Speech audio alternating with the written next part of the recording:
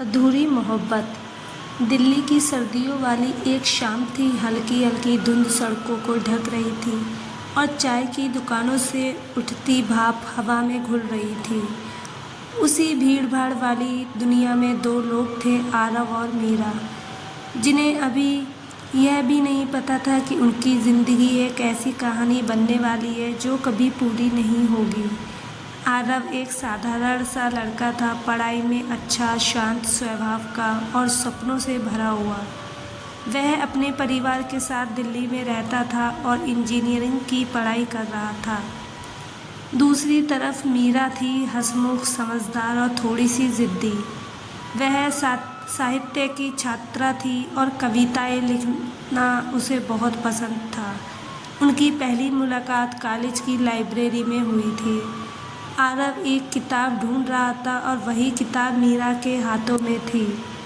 आरव थोड़ा झिझकते हुए बोला, माफ़ करना, क्या मैं यह किताब थोड़ी देर के लिए ले सकता हूँ? मीरा मुस्कुराई, अगर आपको सच में पढ़नी है तो ले जाइए, लेकिन कल वापस कर दीजिएगा।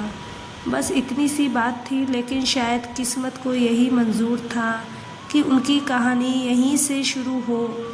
अगले दिन आरव ने किताब वापस की। इस बार उन्होंने थोड़ी देर बात की। पता चला कि दोनों को चाय बहुत पसंद है और दोनों को शाम के वक्त शांत जगहों पर बैठना अच्छा लगता है। धीरे धीरे लाइब्रेरी की मुलाकातें कैंटीन की चाय तक पहुंच गई। कुछ महीनों में ही वे अच्छे दोस्त बन गए।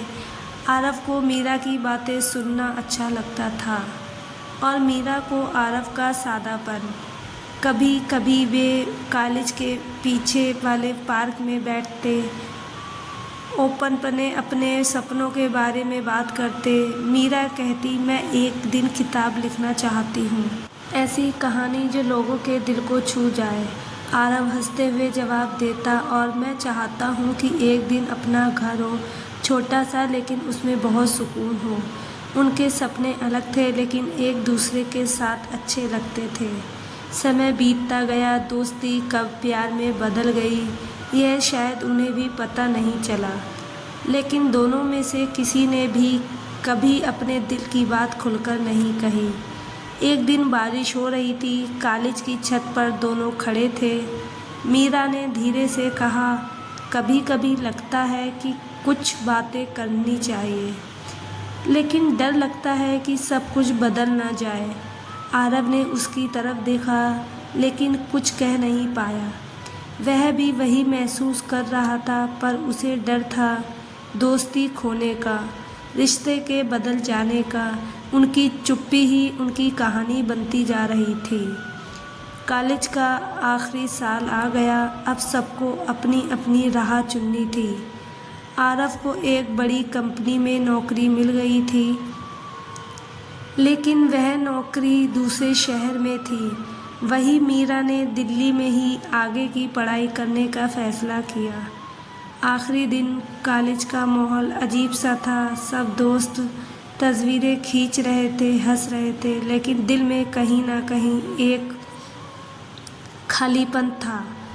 शाम को आरव और मीरा आखिरी बार उस पार्क में बैठे जहां वे अक्सर मिला करते थे।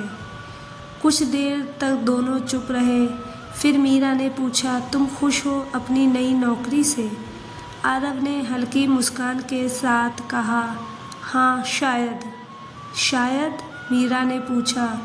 आरव ने गहरी सांस ली। कभी कभी लगता है कुछ चीज़ें पीछे छूट रही हैं। मीरा समझ गई, लेकिन उसने भी कुछ नहीं कहा। उस दिन हवा थोड़ी ठंडी थी और सूरज धीरे धीरे डूब रहा था। कुछ देर बाद आरव ने कहा,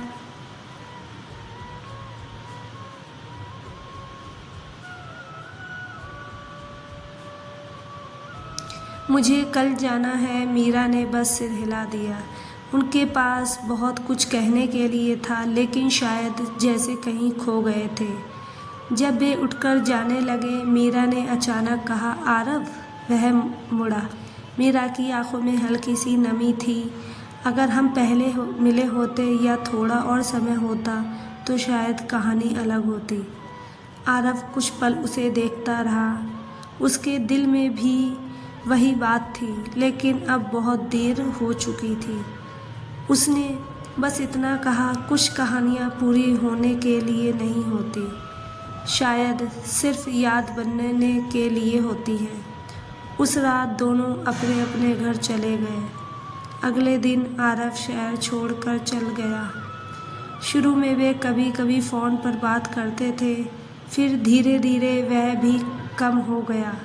ज़िंदगी की भागदौड़ में दोनों अपनी अपनी दुनिया में खो गए। साल बीत गए। कुछ दिन मीरा की पहली किताब प्रकाशित हुई। उस किताब का नाम था अधूरी मोहब्बत। किताब के पहले पन्ने पर उसने लिखा था, कुछ लोग ज़िंदगी में इसलिए आते हैं कि हमें प्यार का मतलब समझा सके, भले ही वे हमारे साथ ना रहें। उसी दिन किसी दूसरे शहर में आरव ने एक किताबों की दुकान में वही किताब देखी। उसने किताब उठाई और पहला पन्ना पढ़ा। उसकी आंखों में हल्की सी मुस्कान आ गई। उसे समझ आ गया था कि यह कहानी किसकी है। शायद उनकी मोहब्बत अधूरी थी, लेकिन वह इतनी सच्ची थी कि सालों बाद भी दिल में कहीं जिंदा थी। कभी कभी ज़िंदगी में सबसे खूबसूरत कहानियाँ वही होती हैं जो पूरी नहीं हो पाती। आरव और मीरा की कहानी भी ऐसी ही थी, एक अधूरी कहानी जो ख़त्म होकर भी ख़त्म नहीं हुई। अगर आपको ये कहानी अच्छी लगी हो तो प्लीज़ चैनल को लाइक, शेयर एंड सब्सक्राइब कीजिए। Thank you.